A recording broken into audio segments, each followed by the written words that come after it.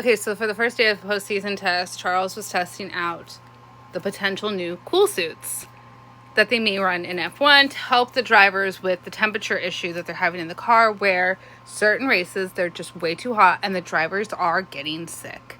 Kind of like what we saw in Qatar last year. Especially if their drink systems fail, and like some drivers refuse to even have a drink system happening. So this is like a way that they could potentially mitigate the drivers getting sick due to the heat. And basically, this attaches kind of to a drink system similar situation, and it pumps cold water through these little tubes within the fireproofs. They've been running these in IndyCar and NASCAR for years. Great idea in theory. In practice, doesn't always work. They fail a lot.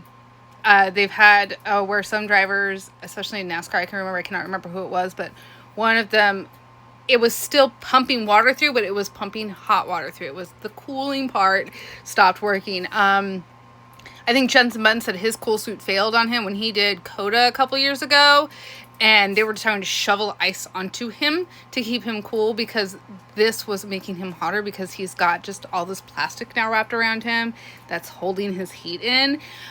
And that happens a lot between IndyCar and NASCAR. These fail all the time, and the drivers get out of the car and almost pass out due to the heat exhaustion because they've been sitting there, like, insulating themselves in the heat.